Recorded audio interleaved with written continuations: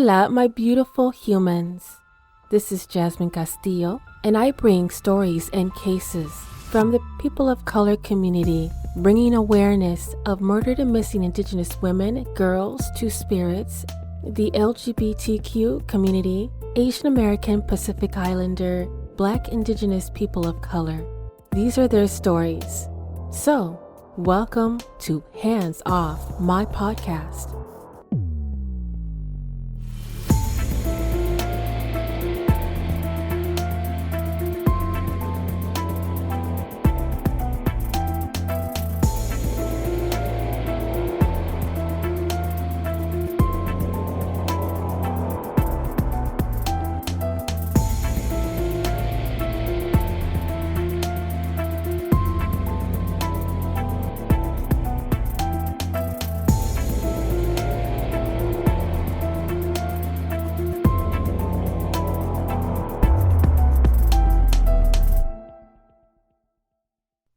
July is the month of BIPOC mental health awareness. BIPOC is an acronym for Black Indigenous People of Color.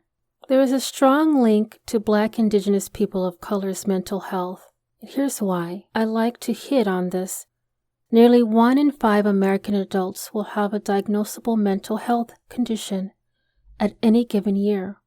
46% of Americans will meet the criteria for a diagnosable mental health condition sometime in their life, and only half of those people will develop conditions at the age of 14. Black American community, 16% with mental illness. And to put into perspective of the population of Black Americans with mental illnesses would be around 7 million. In the Latinx Hispanic American community, 16% will have a mental illness, which is around 10 million. Native American and Alaska Native communities are at 19% with mental illnesses, which is 827,000 in population. If you want additional information on mental health facts, I will have some links in the show notes, as well as a mental health toolkit if you are interested.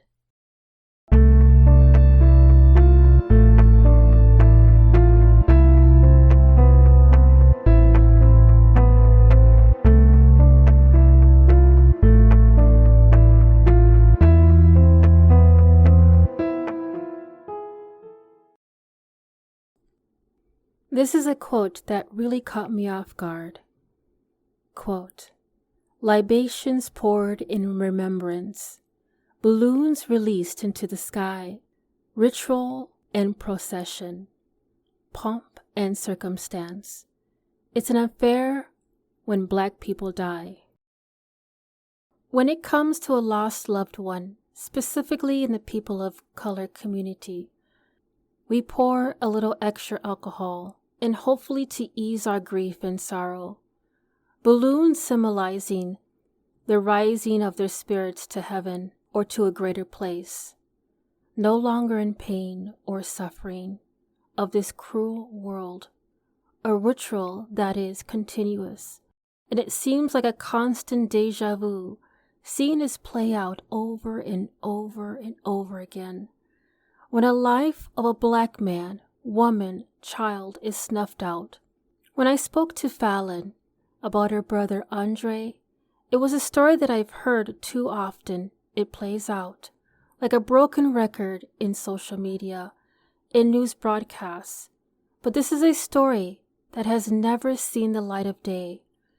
Because when I looked for him in social media or news articles, I even looked him up on a missing persons search. Nothing. Absolutely nothing. Like he was erased from the face of the earth, was non-existent. The only things that seemed to cling on are tidbits of memory that Fallon has spoken of, but because of her being so young at the time, those memories are beginning to fade as time goes by. It has been 3 decades since the murder of her brother. This is the story of Andre Parrott.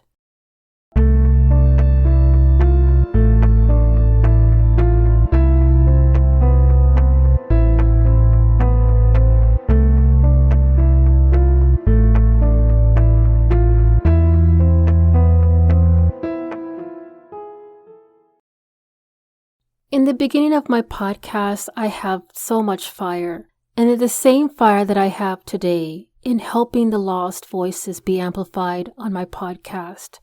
And in doing so, I was searching through social media for specific guests to come onto the podcast and talk about their lost loved ones and their stories, hoping to bring some type of closure or justice, or bringing them home if they were never found. Fallon tells a story about her brother, and it's something that breaks my heart because, like I said, this is something that we have heard over and over again, but yet I choose to not be numb by it. I choose to keep my fire ignited because this is a family, a brother, an uncle, a son, a loved one. I was able to sit down with Fallon to talk more specifically on the story behind Andre and his life, and what has come of, if any information, on his untimely death on August 31st, 1991. Labor Day weekend, 1991, I was 9, and, family in town, just hanging out, doing good. I had an older sibling who had a job at like a fast food restaurant. The day continued by with no one having heard from him. And obviously, my mother is like one of those people who keeps up with everybody. So it was kind of like ominous. We already kind of felt like a heaviness, a cloud over that day, like there was something just going on. It wasn't until probably that afternoon that they got a call to kind of go out. And it was kind of like a cloak of secrecy, like, okay, we got to go make this stop that, we're not telling you what it is, but we're going. So my parents went out and did all these things. Didn't know then it was to be identifying a body, of course. But he, from sometime from his shift at work to that next day, he was either robbed or apprehended at some point with someone coming into the restaurant. But needless to say, they found him deceased in his car on the other side of town. So we didn't really know any details at all, and it's still a cold case. There's still no arrest, no closure, no anything. It's really just been 30 years of not knowing, kind of just looking over your shoulder, but not necessarily knowing who you're looking at. Never got any clues, never got like anything. It really was just like, okay, this is Houston, 1991. Black people, crime is going ridiculous. This is just another person in that number. For me, it wasn't, weren't any services or anything available.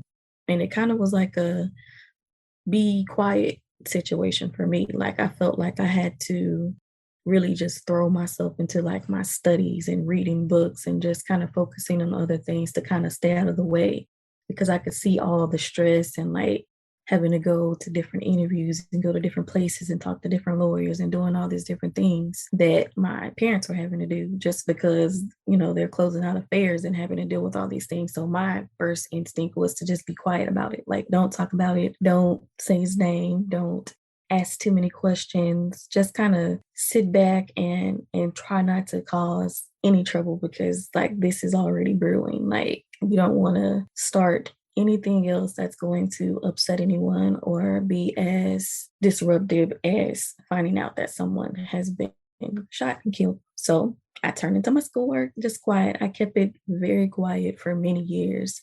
It wasn't until probably like my teenage or 20s that I started seeing like ways that manifested into other things in my life. Like I feel like even relationships, if someone didn't call me or call me back, like I would freak out and it wouldn't even be like, oh, I think this person's cheating. No, it would be like, okay, if you don't answer your phone within a certain amount of time and you don't call somebody back, that means you're murdered. You're dead. Just that's my first thought.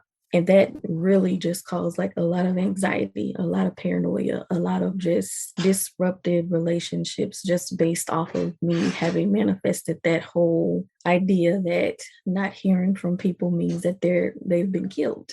And that's definitely not a positive way to think about anything because you're constantly worrying, you're constantly being paranoid and looking over your back behind your shoulder, like everything. So it wasn't until I started realizing like, okay, some of this is not adding up. Like you're not doing this because you have a low self-esteem or trust issues. You're doing this because something tragic happened to you when you were a little girl, and you kind of felt like if I don't hear from somebody, then something obviously bad has happened to them. I had to kind of do my own self-evaluation and like my own self-work to know that, hey, you need to kind of confront this. You need to go talk to somebody. You need to go to therapy. You need to work on this. You need to do journaling. You need to do something, because this event that happened so many years ago has pretty much not necessarily overshadowed, but kind of been like a cloud over you this whole time. And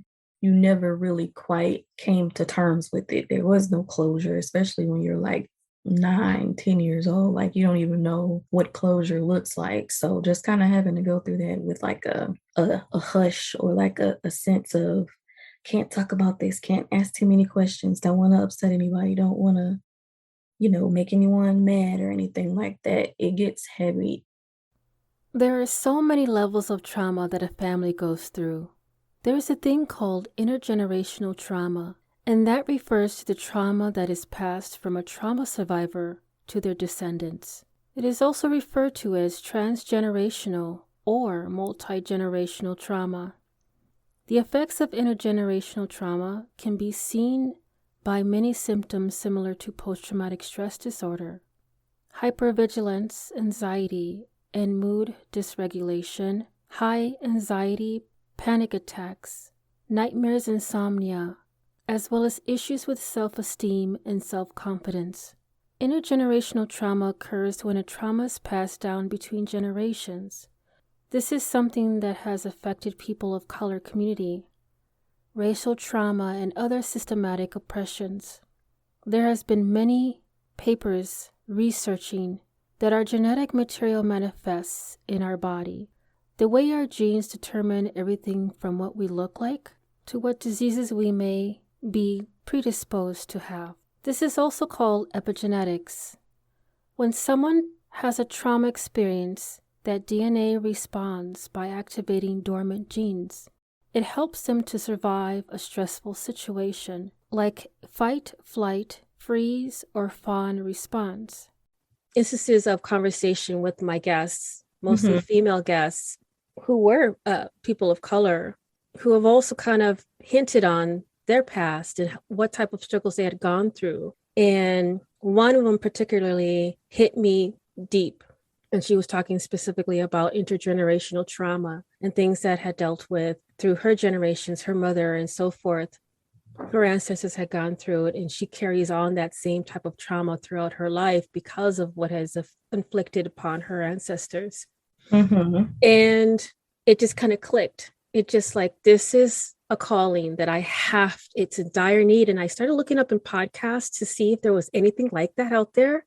Maybe 2 or 3 who were extremely focused on one category of a community. And I just wanted to have a voice out there for the majority of our community, the broad spectrum of Asian American, Pacific Islander, Native Americans, Indigenous people, Black people. It's like the Latinas. So it's just like, this is something we need. And we don't have it. So and unfortunately, it's kind of a generational thing to keep those types of conversations hush hush, or oh, we don't talk about that, or oh, we don't bring that up. And that is in and of itself doing all of us a disservice, because it's so much trauma just ingrained almost in our DNA that it's just being reborn and reborn, but we aren't taking the time to actually face it or confront it, just because tradition or familial ways, or we don't speak of that, or we don't do that. So I feel you. That's what made me kind of just really jump at the opportunity when I saw you mention it in the group, because I'm like, no one ever talks about that. And me, I try to keep my platform very open as far as like being transparent about grief, being transparent about just trauma and how these things affect you and how they can kind of become a part of you if you don't look them straight in the eye, or even if you try to just sweep them under the rug. So I was definitely very excited when I saw this, and I'm like, okay, this is so cool. I'm with it. I'm glad you reached out to me. I'm like, I have not been getting a lot of people interested in it. And like you said, it's one of the things that we were conditioned to not talk about outside of the family. Who wants to talk about their personal life? Because we have so many connections with other family members that will inflict or literally blow horns on the people who were involved in those. It's a lot about how you present it also, because some people haven't necessarily done the work to be comfortable enough to say, hey, let me raise my hand, where I'm kind of like, okay, I'm at this stage of my journey and I'm trying to be like the advocate for people who are more so scared still. True crime has always been a thing for me. And I just noticed there was just not downing on anyone. I'm not criticizing or ridiculing anyone. This is a safe space for this podcast. One of the reasons why I noticed that it was just a lot of lack of social media network broadcasting international news based on people of culture. There was no broadcast across the national news unless they were falling under a particular eye color, hair type person. And that's a problem for me. It just kind of rubbed me the wrong way. Representation in the Latinx world is very European centric. We're getting more of the blonde Spaniard look versus indigenous or more Afro-Latina. So I get you. I feel like we have so much stuff to talk about.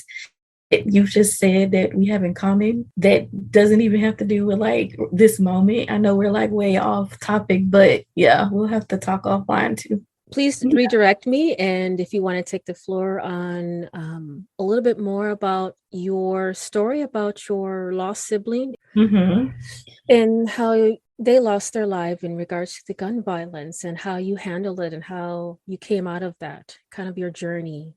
Yes, so I am a part of that unique club of individuals who had to deal with trauma very early. I was 9 years old. I was in the 4th grade when my older sibling was murdered. So that basically changed the trajectory of my life as far as how my family interacted with each other, just the things that I had to go through. I had to grow up very fast. I had to really find ways to self-soothe and entertain because when something like that happens, it's very major. It's catastrophic. It pretty much uproots everything that was normal in your life. So when that happened, I think my mom had just turned 40, and it's so crazy to me because I'm like the exact same age now that she was when all this was going on. And I don't even think that I would have the capacity to lose a child or have to deal with going to court and figuring all these things out. Just the whole idea of not necessarily being on a true crime story, but a true crime being your life. So that happened. It's been almost 30 years ago. I was 9, almost 10 years old, and it just exposed me to a lot of different things. It made me realize that grief doesn't have an age. There's no time limit on when you can feel sad about loss. You can be a child and be dealing with like pretty heavy things and grief and not necessarily knowing who to talk to or how to talk to people about it. It let me know that family dynamics are very fragile. All it takes is for one loose thread to be pulled, and that can just expose so many other different things. Having to deal with like family members or parents or other people dealing with grief, and everybody showing their feelings and trying to be the strong person or who was able to just kind of allow themselves to revel in it. Like that was just a whole entire dynamic that as a 10-year-old, 9-year-old, you don't even anticipate that as something that you would have to go through, but it definitely ages you very quickly. I started watching the news almost like obsessively, like paying attention to different things that were happening, trying to connect dots. I found myself trying to be a junior sleuth, losing myself in like books and just reading all kinds of things that would kind of give me clues and help me figure out like which direction to take as far as like figuring things out. So it shaped me very heavily as a child, just having to experience that trauma that sudden loss of someone. And it definitely set up a different background. I know we were talking kind of before we started about how it can affect you and like manifest in so many different ways as far as your self-esteem or how you interact with males or individuals, like your level of trust with people, how you're able to navigate just simple situations like going inside of a store, like panic, anxiety, like all of these things can be manifested from that one event. And there's so many just question marks about how to deal with it, especially back then. Like we didn't have all those resources 30, 20 years ago. And especially in communities of color, it's still kind of taboo. Like something bad happens, typically the first thing people are going to say is oh, well, we'll pray about it, or, oh, God knows. And everything happens for a reason. But when something traumatic happens to you, like, okay, so if someone were raped or someone was assaulted or something like that, you gotta kind of come to grips with like, okay, why would God want this to happen? Like that whole dynamic is there too. So it's just a lot of different things that you come face to face with when something like that happens to you that I think most people aren't prepared for. Thank you for sharing that, because that's something that a lot of people don't understand is one of the things that I've learned young in life, and watching my own aunt wake up at 4 o'clock in the morning on her knees, praying until like 3 or 4 hours, starting her day, and constantly just, she got herself involved in church, she got herself involved. So I kind of got into that same thing. I'm not a very, I guess, religious person, because of some of the steps that I've noticed in life is that people want to say, oh, I'll pray on that and pray for that, for it to you to heal and to you to do all of this. But to have my aunt, who is a beautiful woman who lost her life, one moment she was perfectly fine, and then the next she's dead the next day. And there's a whole story behind that as well. And it was just, and then seeing other people who I thought loved me and find out that they were so in deep with religion and praying and the Bible reading and doing the scriptures and knowing it by heart. And yet with the same breath, they're punching my face and grabbing my neck and hurting me or hurting my children. It's like, I lost so much faith in people because who were related to some type of religious organization. So when people tell me, oh, just pray about it, I have this buildup animosity and anger that's rooted to my past, as to, I want to just tell them like where to go with that in a very rude way, because none of that saved my life. None of that got me out of what I was going through. The church trauma is real. Yeah, it's so real. The grasp that the church has on communities of color, especially when it comes to things like that.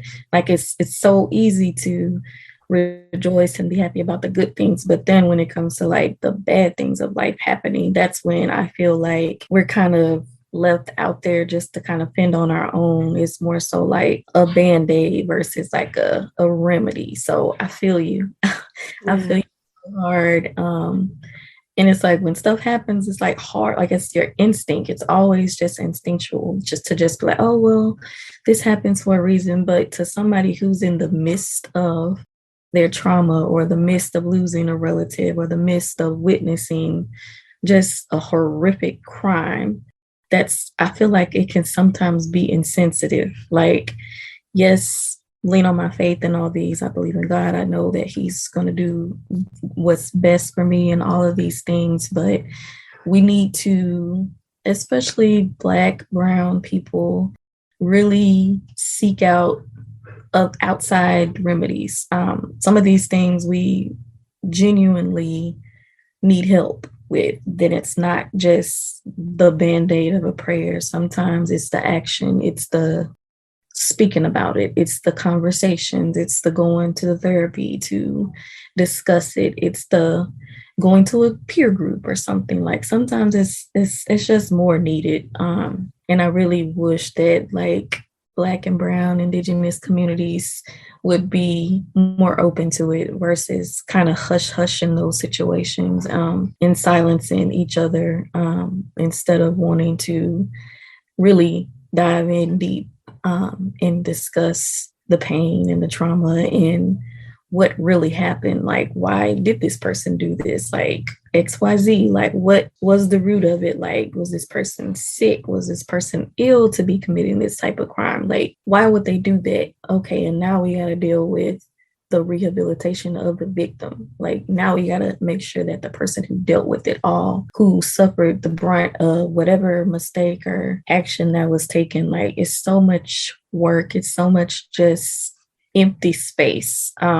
And even with me, that just going through stuff like that at a young age, it is kind of what pushed me to want to be like public servant. It is kind of what pushed me to want to be an attorney. It is kind of what gave me that drive to want to be a voice for the voiceless. And even in just like my non-day job activities, I'm very big on just finding ways to give people a voice and a platform and just talking it out, especially Black and Brown communities. I'm in Houston. I've grown up with people of color, people who speak Spanish, people who went to high school with me, who have adopted me into their families. So I'm very big on like just the bond between the Black and Brown communities, especially when it comes to things like this, because we're so similar, in how we hide our trauma. We're so similar in how we mask certain conversations and mask certain feelings just based off of the idea of how we're supposed to be presenting ourselves, or you want to save face for the family. You don't want to bring shame on XYZ or that uncle that does whatever, or the Tio that does whatever. And everybody's like, don't mess with Tio, whatever. Like, we got to bring attention to those things and like be comfortable and open with it as Black and Brown people, knowing that it's our stuff and we got to deal with it. And there's no shame behind it because we're just doing ourselves an injustice. Intergenerational trauma inflicts the most vulnerable population, Black Americans in the United States, being systematically exploited. With repeated and continued abuse, racism and poverty are all tragic enough to cause genetic changes.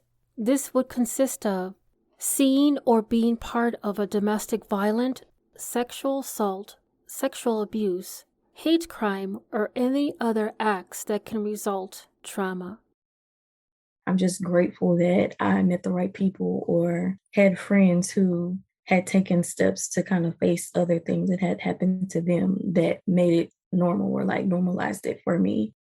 Because I feel like a lot of times communities of color, we don't necessarily normalize going to therapy or grief counseling or seeking help from your counselor at college or even just talking about certain stuff with your friends. So I'm very fortunate for a community, that kind of normalized it for me. And I do my best to advocate, the same thing now, just because I know that there's that big apprehension, especially with people who look like us, from wanting other people to know that we're struggling with something that has happened. Exactly. And I'm so glad that I have you here as a guest because even after that, such a dark path in front of you that you didn't even pave.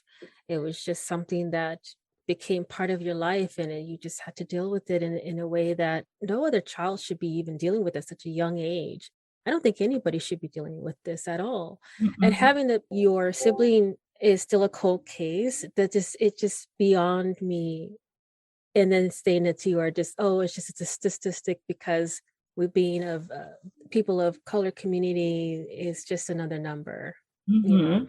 someone else in the ground that we don't have to worry about. Yeah. And that's just kind of the mentality that just aggravates me. And every life matters. Even though I don't have brothers, I do have half sisters. I've never met them, but even if I didn't have, any sibling, I would treat you in every single case as if you were my brother, sister, aunt, uncle, elder, Mhm. and on top of that, one of the things that we have been, I guess, implanted or engraved in our minds as generations go by is that with all the things in the history that has inflicted us, they've found every way possible, the colonial mentality, the colonial society, how Mhm. they found every way to break up our family tree, to break up and have us turn against each other. And more than ever, we need each other more Yes. than ever. And I'm so glad to have you as a guest because you've proven that. And I'm wanting to prove that time and time again till it's ingrained,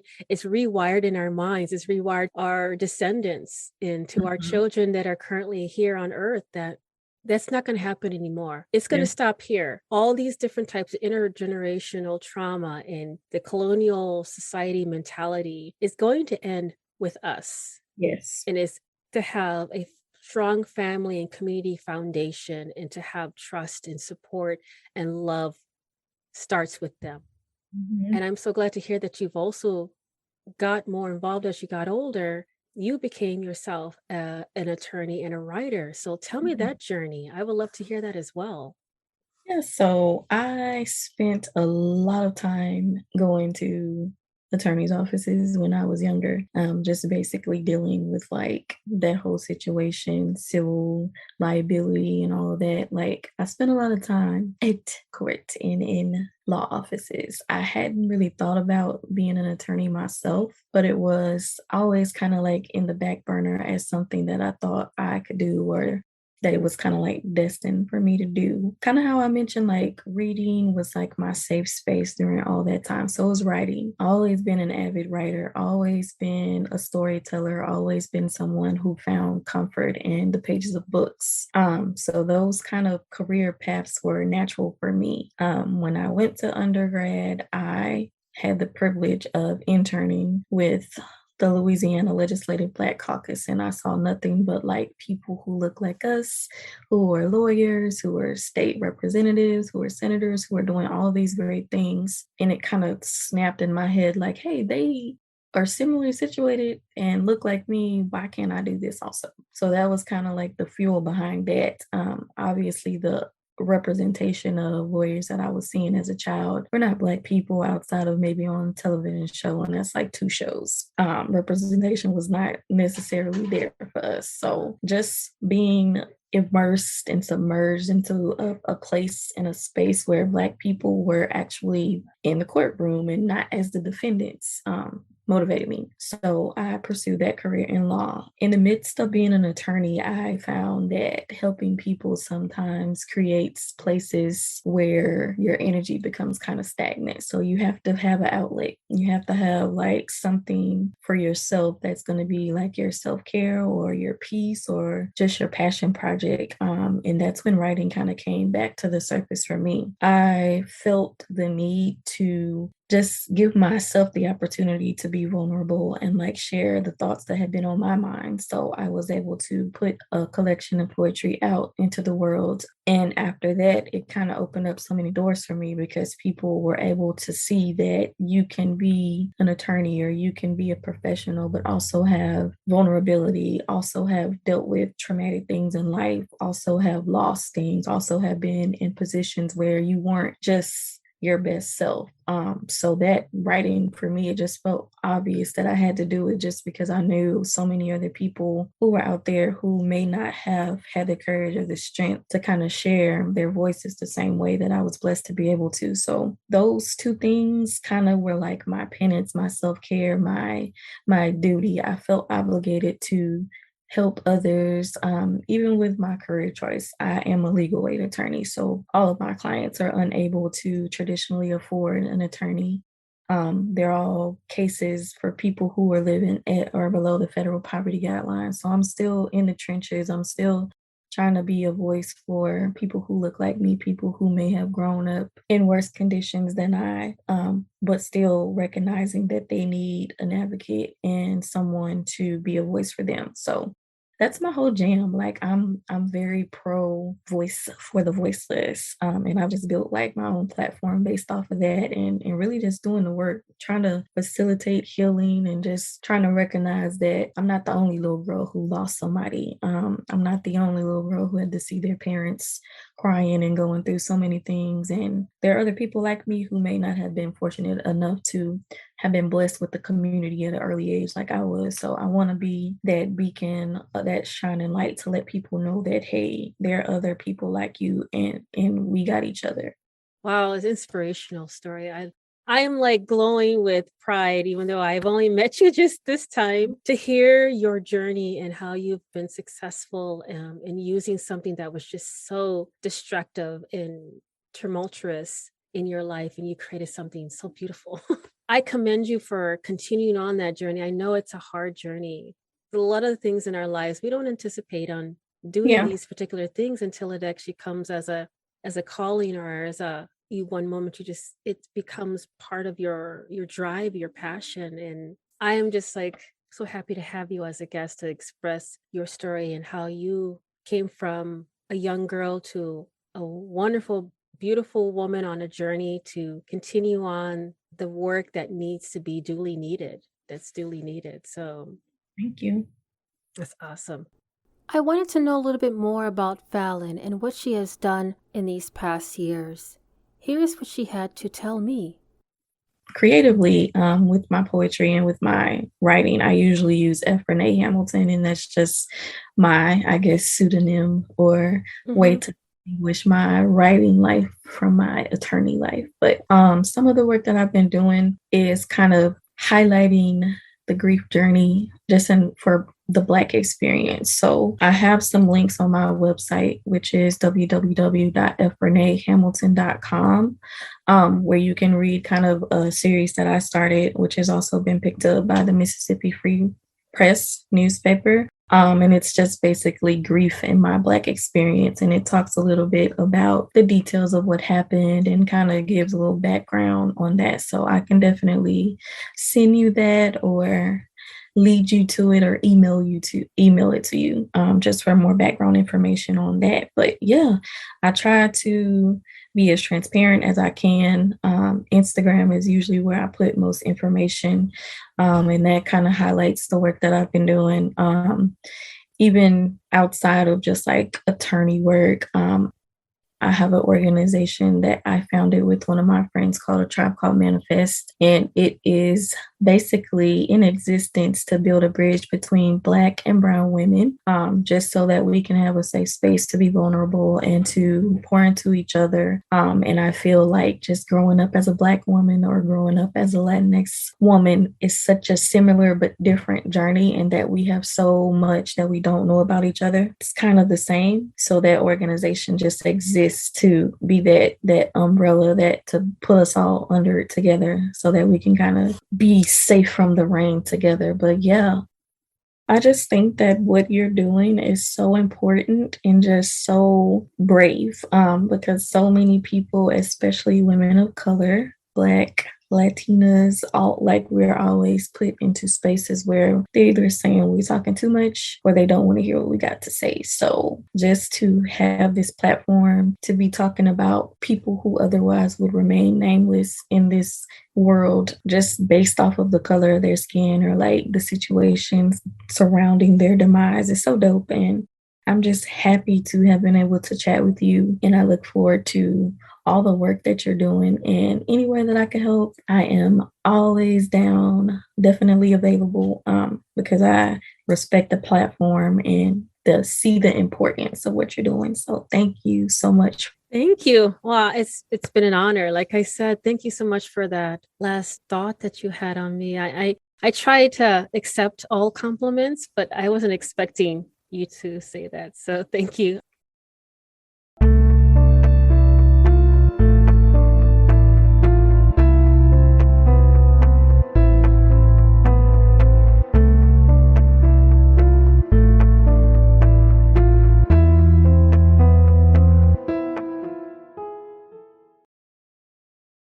When I got off the interview with Fallon, she wanted to make sure that I mentioned Andre's personality. He was a vibrant, charismatic, good-natured, loving person. He enjoyed listening to rap and reggae, and he valued so much in life: his independence, his work ethic, and his family. At the time of his death, he was excited about the birth of his first son. One of the memories Fallon recalls is seeing him in his bright orange shirt and overalls, preparing to go to a reggae concert. He had the most infectious laugh. One of the funny things that Fallon remembers is the nickname that he would give her. The nickname that he gave her little homie, and always had time to take her to Girl Scout meetings. He had a lot of major things going on in his life at that time. He was about to move out on his own that summer after graduation. And one of the things Fallon had mentioned is that if he walked through the door this day, her ideal day with her brother will be watching basketball and telling jokes. I was informed by Fallon that there was a detective on the case, but he had passed away as well. I strongly believe that the law enforcement really dropped the ball on this case. Andre's family has waited 31 years too long. Who's to say if this is still sitting in a file in a storage somewhere? Bring his name to the front. Bring justice to Fallon and Andre's family. The wait is over. If you want to be part of the voice of Andre Parrott's family, please reach out to Houston, Texas Police Department Cold Case Unit at 713-308-3618. I will have the information to contact the Houston, Texas Police Department Cold Case Unit in the show notes. Thank you so much.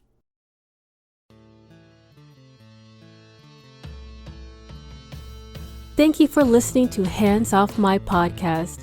If you are enjoying the podcast and you'd like to support the mission, I do have a Patreon membership that will help the cause and bring more detail on cases and stories from the people of color community.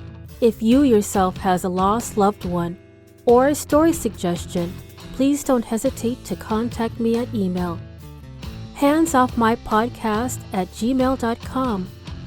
And if you are only able to support in another way, please give this podcast a 5-star rating on Apple or Spotify and continue to listen to upcoming episodes every Thursday, wherever you listen to your podcast. Dios te bendiga.